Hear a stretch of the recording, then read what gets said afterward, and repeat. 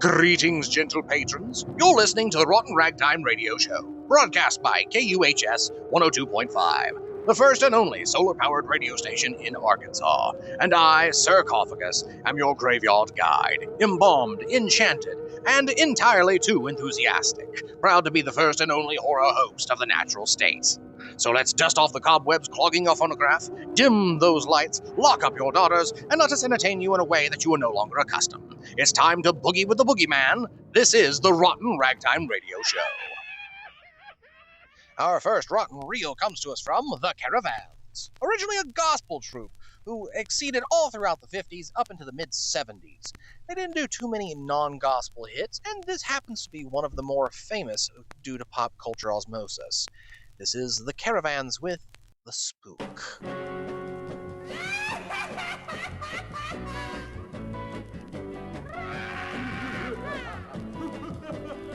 Well, there's an old haunted house up on top of a hill, and every time I pass it, it just gives me a chill. A strange noises come oozing out. First there's a yell, and then there's a shout, 'cause it's a spook. Yeah, baby, he's a spook. When out every night when the moon changed by cloud, it seems to make that spooky spook up a crowd.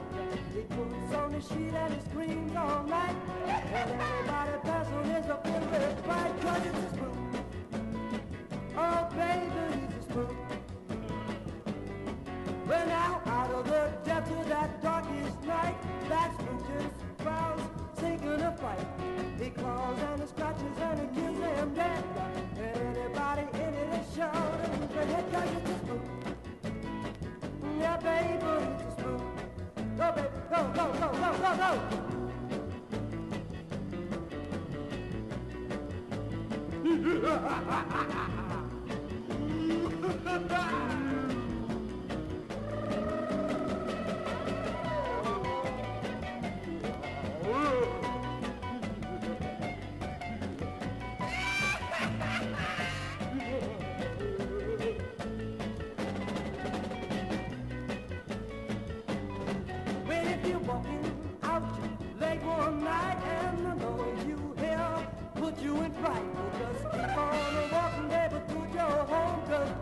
Look out, baby, there's a spook on the road.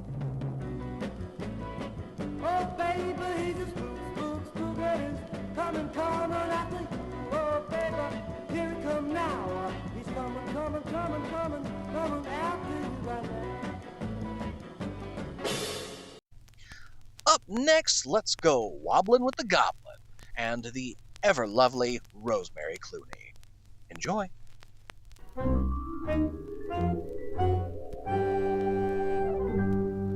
There once was a sad little goblin who had a broken broom. When he went anywhere, it would wobble in the air, and his heart would fill with gloom. He tried so hard to fix it every night, but he just couldn't get it working right. The wobbling goblin with the broken broom could never fly too high. For right at the takeoff, another piece would break off, and soon he would be dangling in the sky. Each evening, just as he would leave the ground, his radio would say, "Control tower to Goblin, your broomstick is wobbling. You better make a landing right away." It soon got so he could only ride when the witches took him piggyback, until at last he used his brain and bought himself an aeroplane. So if you'll look for him on Halloween, you'll see him zip and zoom. No harm can befall him, no longer can they call him the wobbling goblin with the broken broom.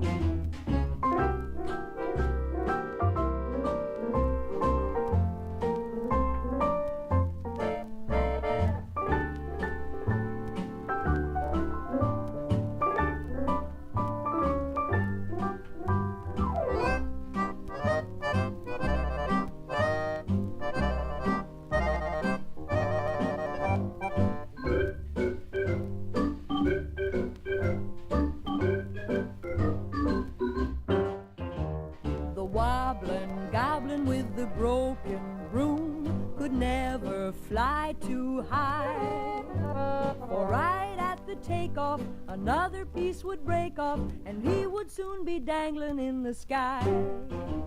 Each evening, just as he would leave the ground, his radio would say, Control tower to Goblin, your broomstick is wobbling. You better make a landing right away.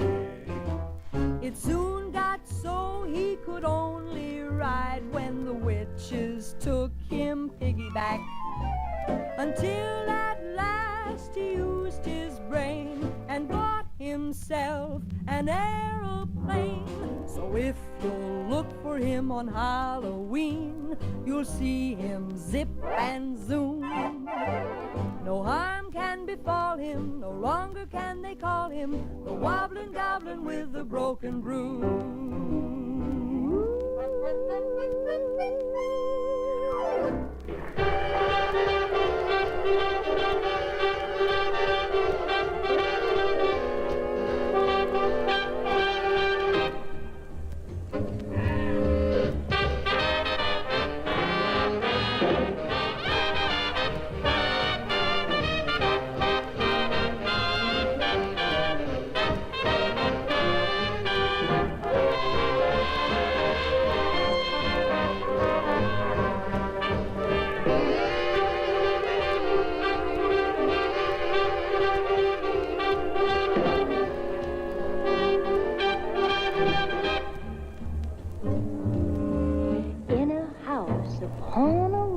Along the countryside. At precisely 12 o'clock, the spooks began to ride. Swinging at the seance, 12 ticks. Swinging at the seance, hot licks with the medium in trance. How that horn began to play.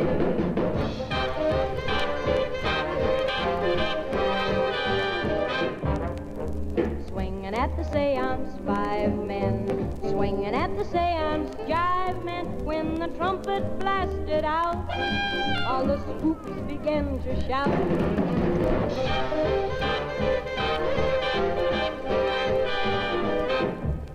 That music came through so sweetly low down, yet nobody knew who was riffing around. Swinging at the seance, black coats. Swinging at the seance, blue notes. Why the trumpet could have won a cup, its jiving broke the seance up. And who do you think did the getting away? No one else but Billy May.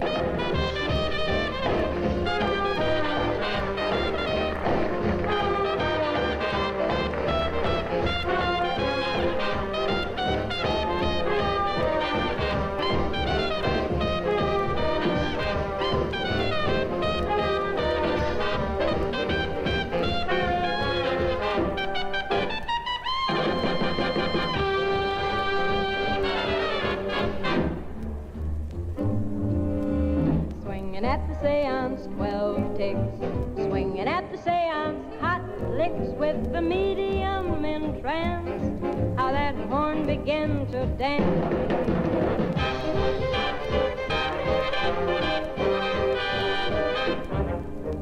Swinging at the seance, black coats. Swinging at the seance, blue notes. Why the trumpet could have won a cup, its jiving broke the seance up. And who do you think did the ripping away? No one else but Billy May. That was Glenn Miller with Swingin' at the Seance. Not too many people understand anymore, but Billy May in question is actually a wonderful trumpeter, musical composer. He did the themes of many iconic tunes, including The Green Hornet, Batman. That would be the Adam West version for you younger folks. And, of course, he worked with Nat King Cole, Bing Crosby, Rosemary Clooney, and many, many others. Up next, a jazzy little number for when the hellhounds are nipping at your heels. Frank Luther could probably charm the horns off the devil himself. This is Dancing the Devil Away. And after that, Cattail Grass with The Bowman Body.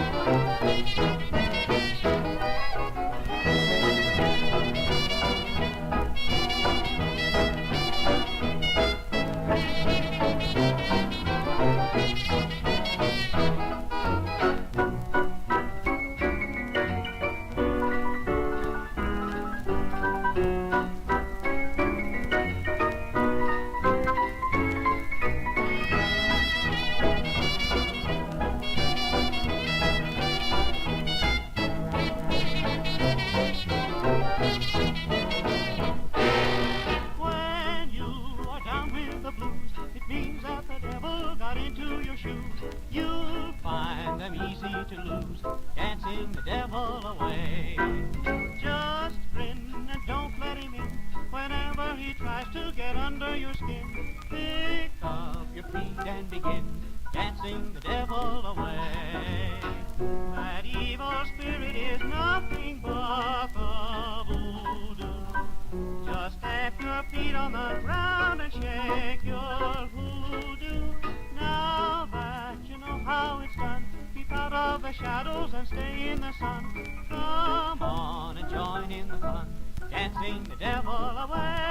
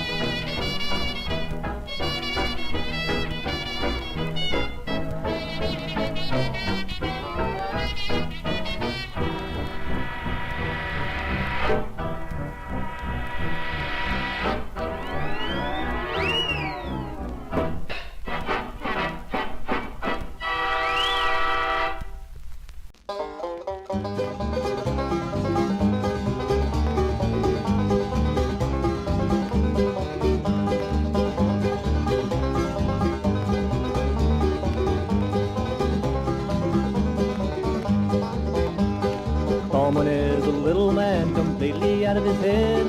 Everybody knows he uses coffin for his bed. Every Saturday night up on your TV screen, Bowman body keeps you awake just to mess up your dream. Bowman sleeping in a casket, Bowman mind's made of plastic, Bowman real fantastic, won't you drop dead?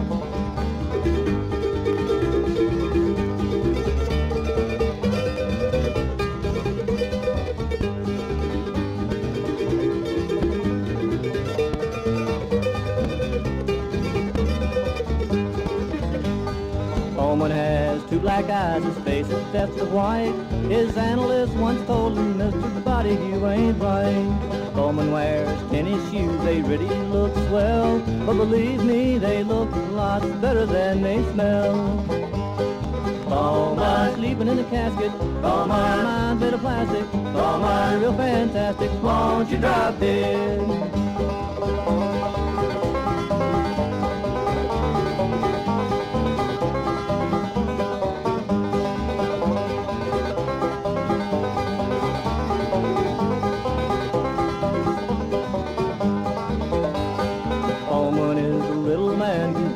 Out of his head. Everybody knows he uses a coffin for his bed. Every Saturday night upon your TV screen, Bowman body keeps you awake just to mess up your dream. Bowman sleeping in a casket, Bowman mind's made of plastic, Bowman real fantastic, won't you drop dead? Won't you drop dead?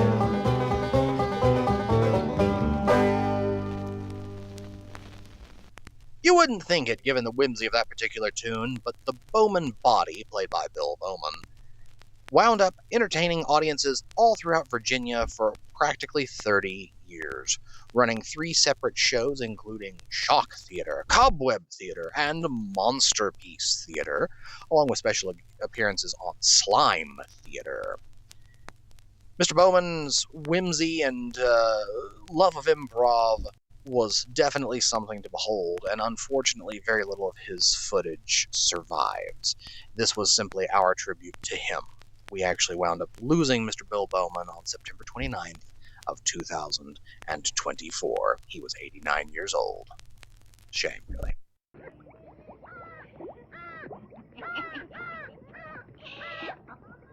Speaking of horror hosts, let's tip our fez to another fiend. This is an excerpt from The Witch's Tales. Turn your ears up. It's story time as old Nancy and her black cat Satan tell you a tale most foul.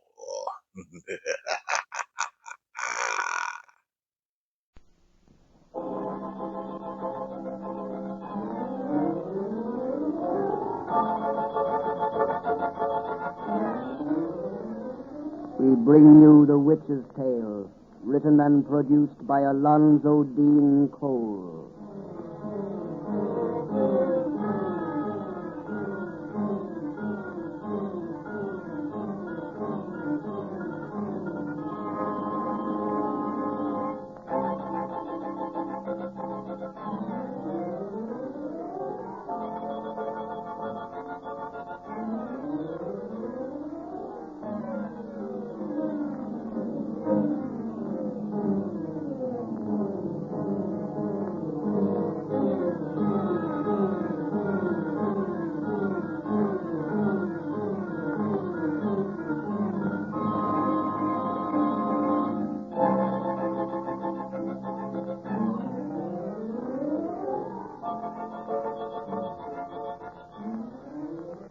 Now let us join old Nancy, witch of Salem, and Satan, her wise black cat.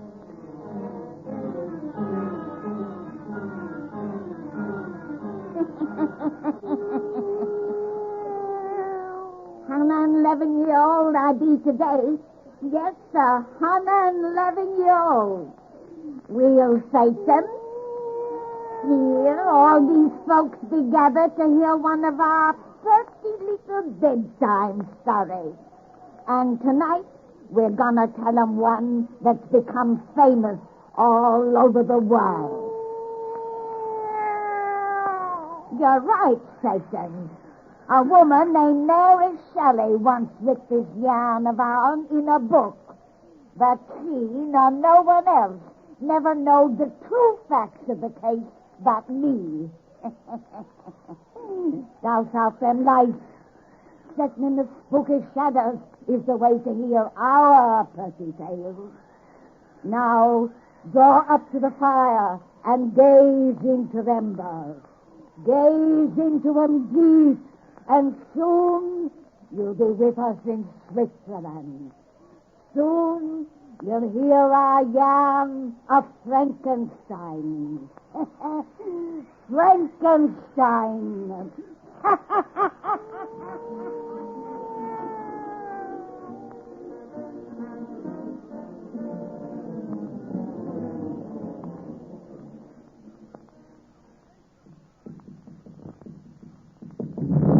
I'm coming. Don't break the door down. Who is it? Hi, Professor Waldman. Oh, just a minute. Oh, good evening, Madame Maurice. Good evening. Raining cats and dogs. Step inside so I can close this door. Yes, Madame Maurice. Oh, you're letting that wet umbrella drip all over my clean floor. Oh, I'm sorry. You men of science. But I suppose I should be used to such carelessness after keeping house for Victor Frankenstein. Oh, he's a very young scientist, Madame Maurice. Just wait until he reaches my age. You need to shut it. Where is our Victor? In his laboratory? Is he ever anywhere else? Doesn't even come out for his meals anymore. What is he doing in there, Professor, that he's so mysterious about? I don't know any more than you do. Our Victor is a genius, and genius shares its secrets with no one. Professor Waldman, I'm worried about that boy. In the last 6 months, he's changed terribly. Changed? Yes. He thinks of nothing but this work of his.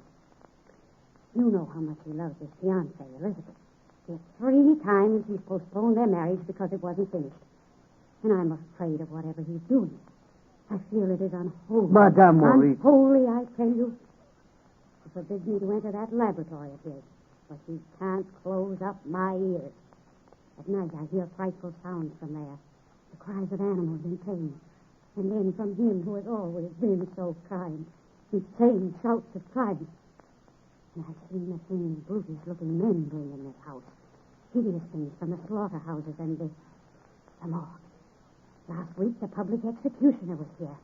He brought the body of that robber who was beheaded in the square. There is no need for you to worry. However disgusting the tools he employs, you may be sure the object of Victor's work is to benefit mankind.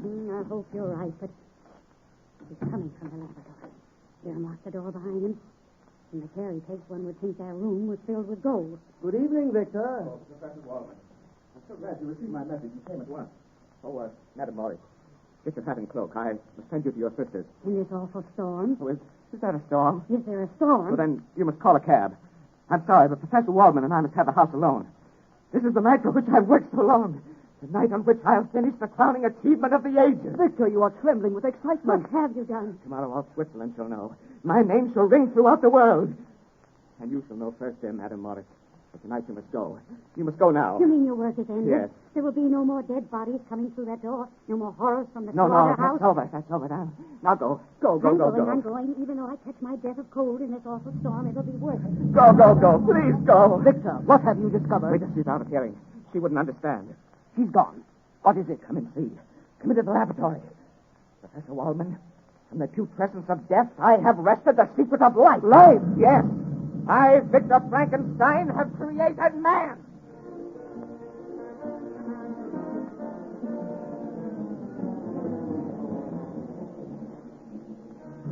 Look at him there. Bit by bit, I fashioned him. His organs, his limbs, his brain, his external flesh. A beautiful sleeping giant. But sleeping only until I give him life. And now the time has come. That's why I sent for you, old teacher. You pointed out the path. I know nothing of this. Yes, you sent me to the ancients for forgotten knowledge. Through them I learned of magic and the hidden truths of nature. But I have gone beyond the ancients.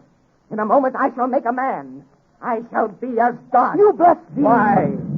To the race of whom this giant will be father, Frankenstein will be God's name. Stop! No, for I am greater than your Lord. You're mad. Bah! What is this puny human tribe which he created? They must have delicate food, long hours of rest. They're weak, decayed, scourged with sickness, a prey to heat and cold. Compared to this child of Frankenstein's great genius, men are flies living out a summer day. Look at him there.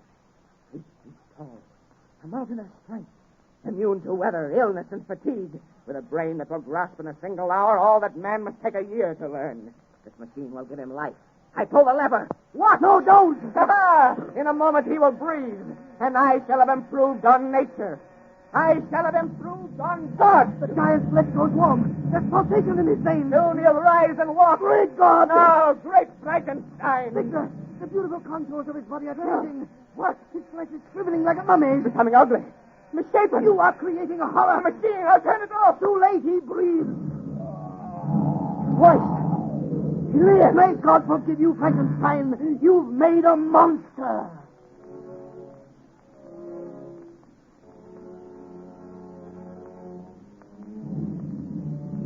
I can't go back into that house. I can't look at him again. You must. You should not have fled from him an hour ago. You are responsible for him. You are his creator. You're right. I am the great God Frankenstein. But how could he have changed so as I gave him life? I planned a thing of beauty. It produced a loathsome horror. Man cannot usurp the prerogatives of God. Let us go in. All right. Oh, why should I fear him? His frightfulness may be only that of an exterior that I, in some way, marred. I gave him a brain capable of the most lofty thoughts, the noblest actions. Why, it's going to be all right. In the body of a fiend may be the nature of an angel. I planned this nature so. Victor, the laboratory door is open. He has burst the lock. His giant strength. He's gone. Mr. Waldman, what is that lying in the shadows? It's Madame Maurice. She didn't go to her sisters. She saw him. She fainted of fright. Victor, she is dead. No! Her throat has been crushed by giant hands. The monster killed her. Oh. No. I, the great God, Frankenstein.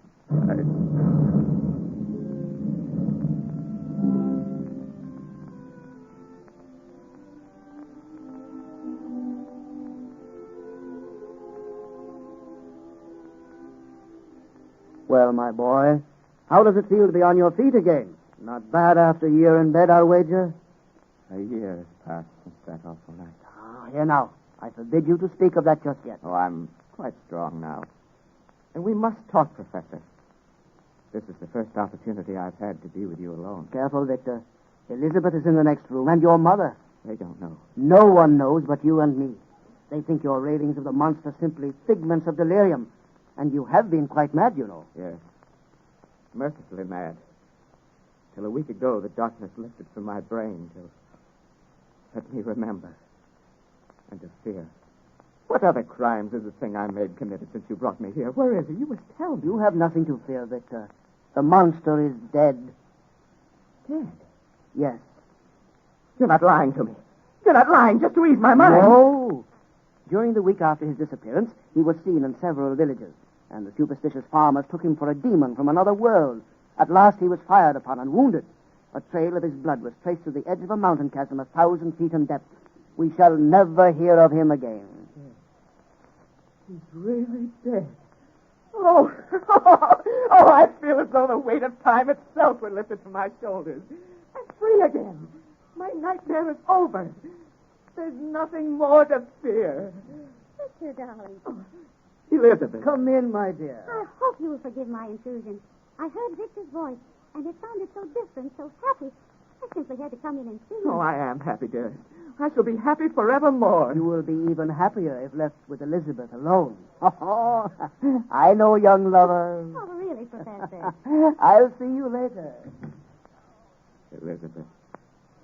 Dearest sweetheart. Oh, how good it is to see you yourself again.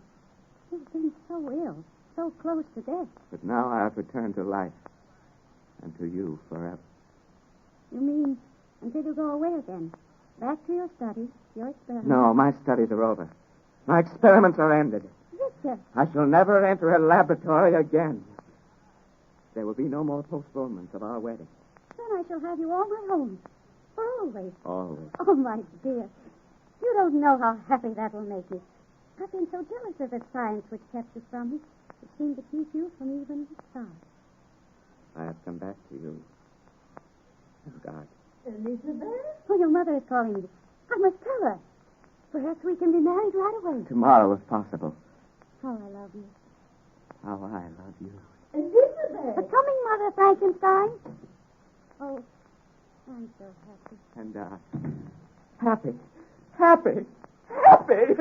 There's nothing now to fear. You're wrong. You! Alive! Yes, I. The monster you created.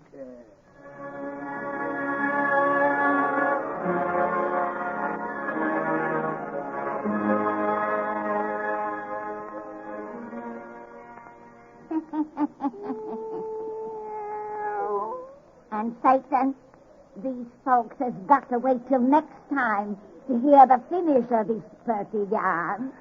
Then we'll tell them some true facts about this Frankenstein and his monster that'll make their hair curl.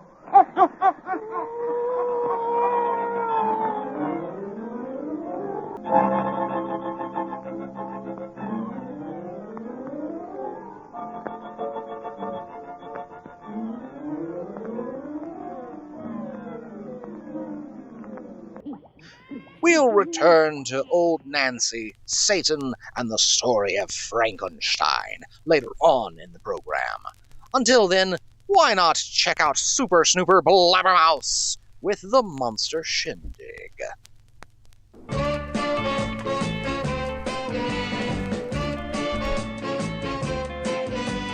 Let's have a party, big, big, big. Let's hear the beat that we all dig. Dance with Lucy or dance the jig at the Monster Shindig. All good goblins, all good spooks, all hip widows, creep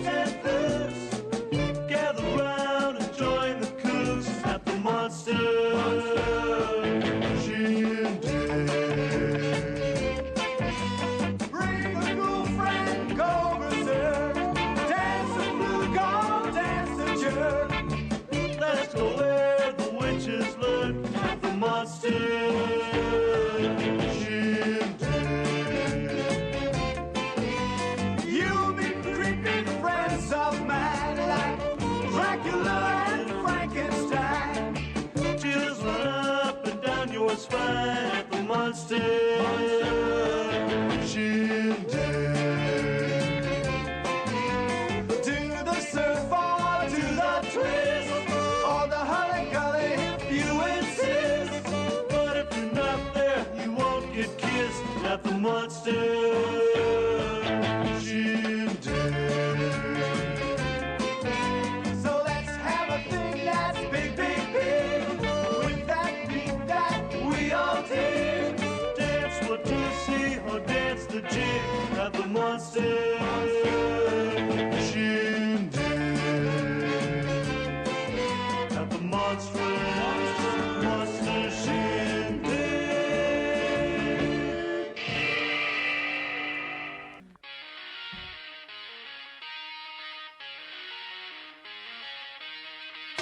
I'm all dressed up with nowhere to go, walking with the dead man over my shoulder. I'm all dressed up with nowhere to go, walking with the dead man over my shoulder.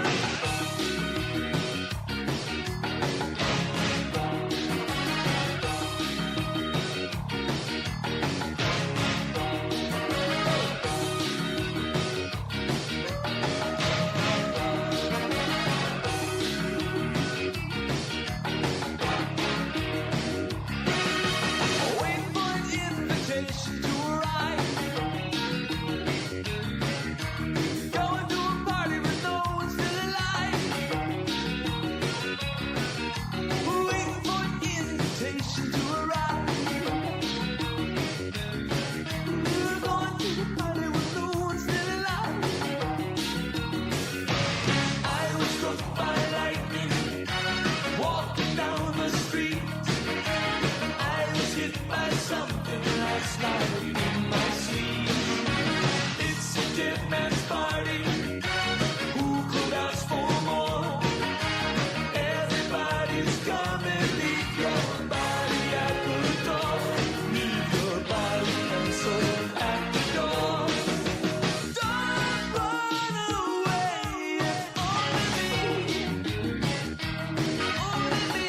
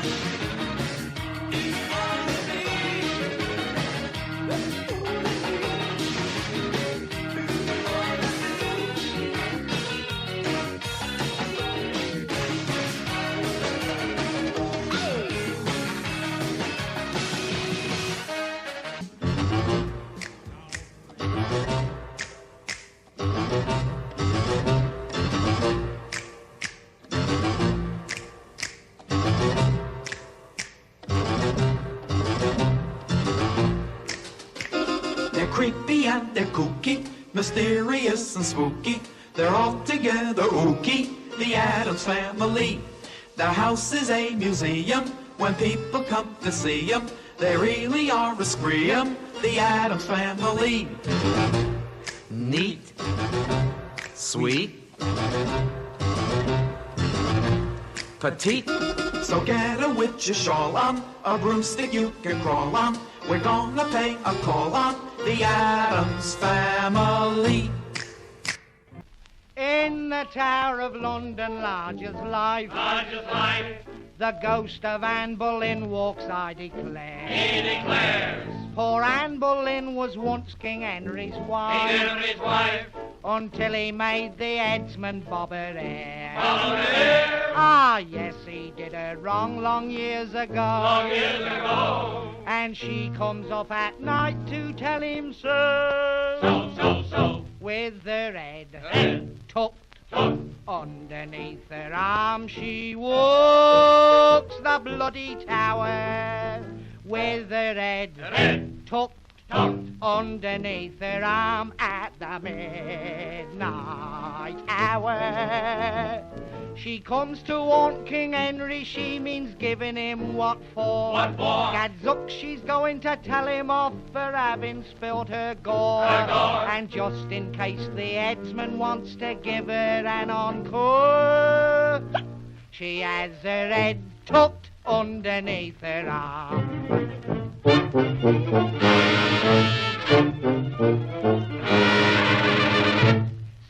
Sometimes gay King Henry gives a spread. For all his pals and gals, a ghostly crew. The headsman carves the joint and cuts the bread. Then in comes Anne Boleyn to queer the do. She holds her head up with a wild war whoop. And Henry says, don't drop it in the soup. With her head tucked underneath her arm, she walks the bloody tower.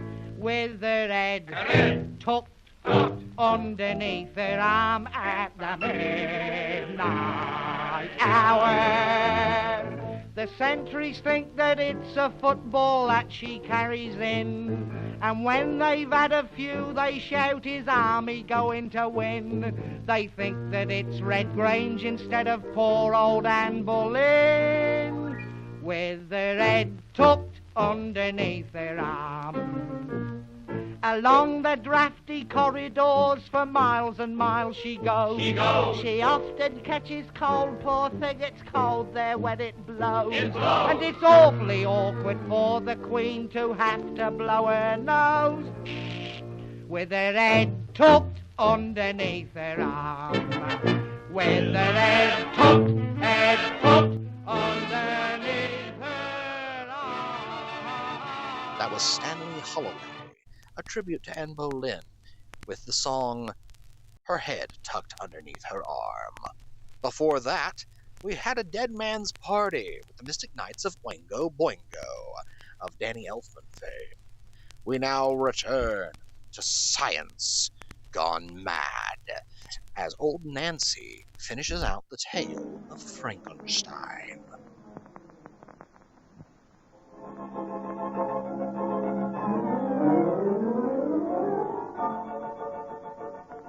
We bring you The Witch's Tale, written and produced by Alonzo Dean Cole.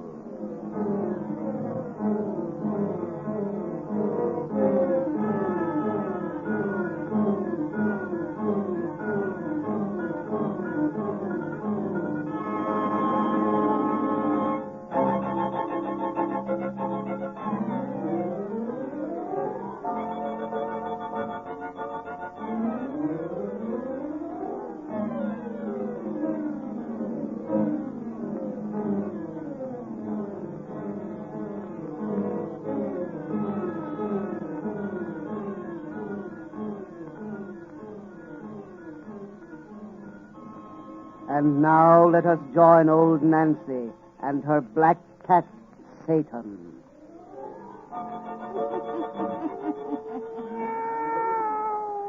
Hannah and 2-year-old I be today, Yes, sir. 102-year-old. We'll say then, if these folks will just douse out them lights and make it nice and dark, we'll finish telling them that precious story we begun last time they were here.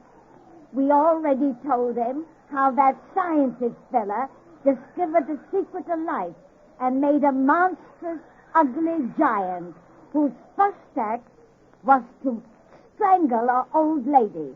Then he disappeared, and the fellow who made him thought he'd been killed. Unkilled. A year later, he heard the giant's awful voice a-calling him. Now draw up to the fire and gaze into the embers. Gaze into them deep and hear the rest of our yarn about Frankenstein. Frankenstein!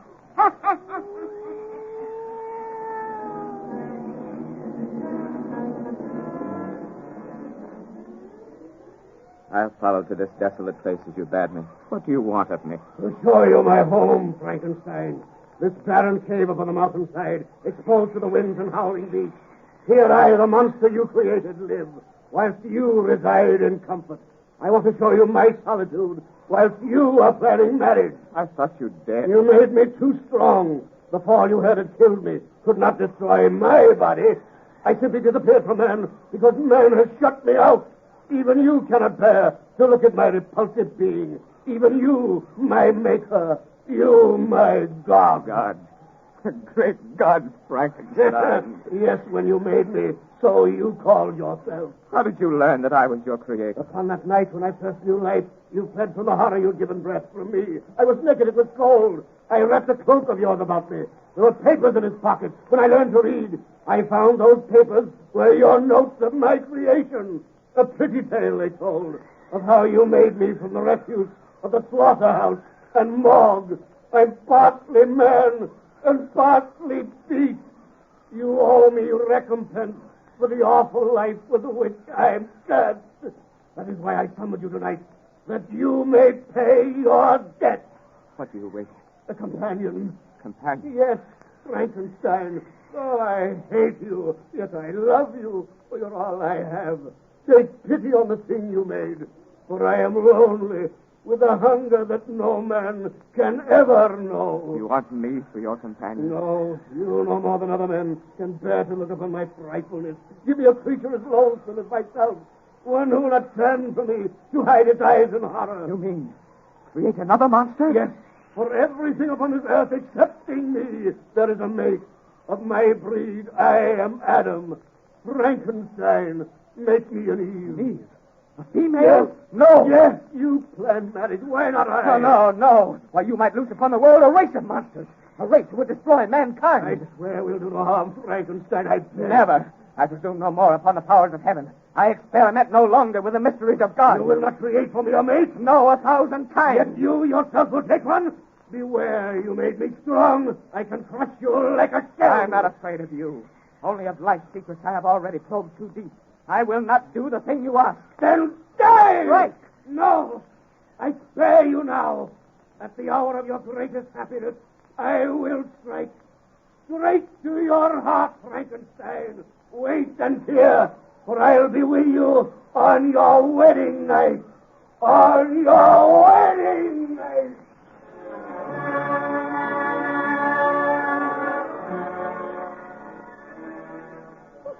How can you be so sad tonight when all our dreams have just come true? Oh, I'm not sad, dear. Well, how could I be when at last you are my wife? Victor, you're keeping something from me. Oh, no. You are. Professor Waldman has been acting strangely, too. And the grounds outside are filled with strange men who look as though they were policemen standing guard. You have nothing to fear, my darling. No enemy who would harm you on our wedding night? Oh, of course not, darling. Why, what could I be afraid of on our wedding night? Victor, Frankenstein. Oh, yes. I'll let you in, Professor Waldman. Victor, come with me. Oh, excuse me, Elizabeth. I must speak to your husband alone. What is all this mystery? It's nothing, dear. Now, you stay here. I'll explain everything when I return. Hurry, Victor. Yes. Excuse me, dear. But Victor, stop. Close the door tightly. See the monster? You see the monster? The police have him surrounded. Good. Come on. No, wait. He's coming. I can't leave Elizabeth in that room alone. It is you he threatened to strike, not her, and we have him in a net. He cannot get away. Then leave me to him. At last, let me destroy the awful thing my hands have made. Elizabeth! Quick, back to that room! Oh, God, keep her safe! The door is locked! Burst it open! Elizabeth! She's lying crumpled on the floor. That open window! The monster! Straight to your heart, Frankenstein! Straight to your heart! Elizabeth. Elizabeth. She's dead.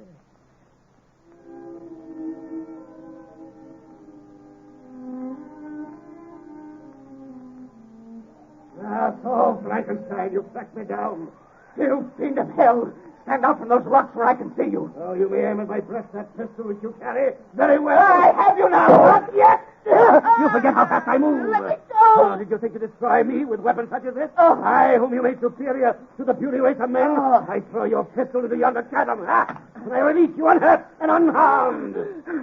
Some way, sometime with another weapon, I shall bring you death. Tonight you have killed the woman I love best in all the world. On her broken body, I have sworn to live for your destruction. I told you I'd strike you to the heart.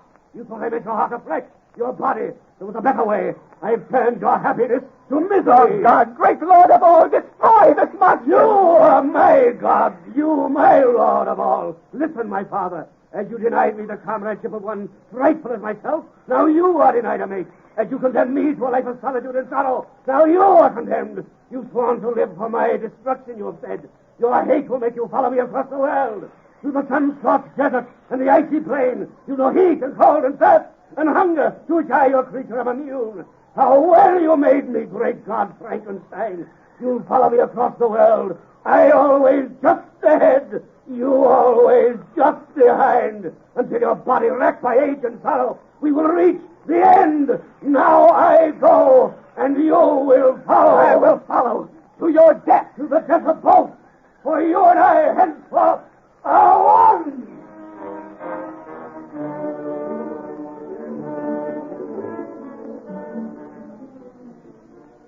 Oh, across the way. 3 points starboard. Castaway here in the Arctic Circle. Right, sir. Take this glass. It's a man on a floating block of ice, probably broke away from the mainland, sir. Dead. A white man, 1,000 miles from humankind. Some explorer, probably, like ourselves. Yes, who's lost his party. He may be a companion of that strange giant we saw in the distance a week ago. Think we can get him, sir? We'll try. Man the longboat. All hands up, man the longboat. Cross away, cross away.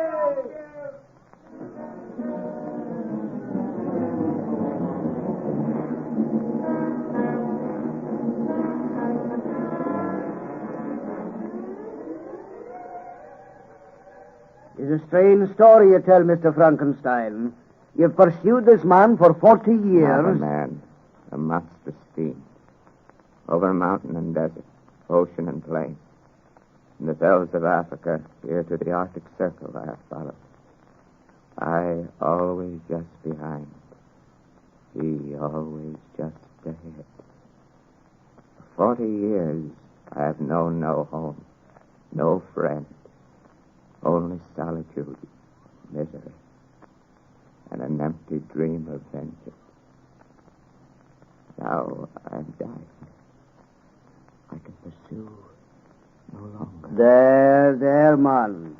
5 days on that ice floe didn't do you any good. But our ship's doctor will soon have you on your feet and as good as new. What you need now is lots of rest, so I'll leave you until morning. Good night, Mr. Frankenstein. Good night, Captain. Rest. Lots of rest. Yes, my father. You. I crept aboard the ship when darkness fell. I expected you. For we have reached the end.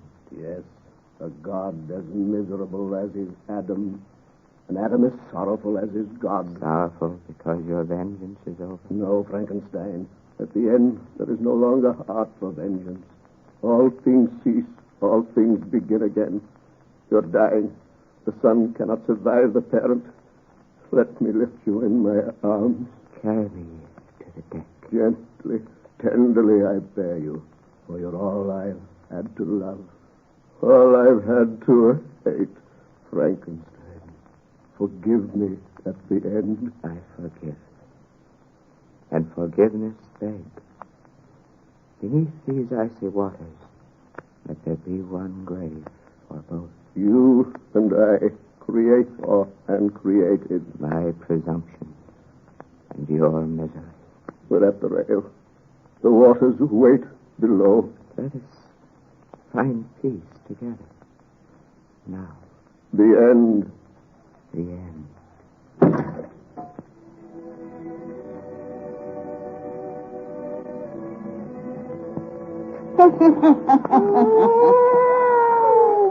And them's the true facts about the story of Frankenstein. Come see us next week, and Satan and me'll have another yarn to spin you.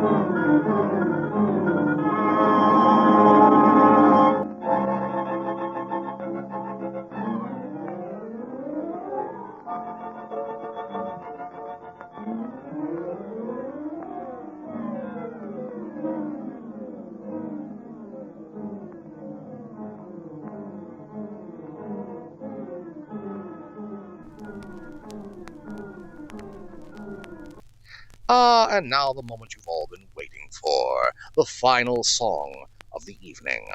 And it is a celebration, nay, a coronation to yours truly.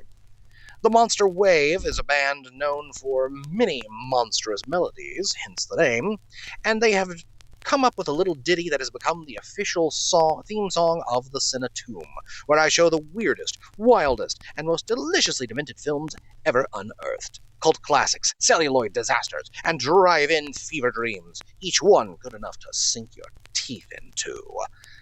This is the legend of Sir Cophagus.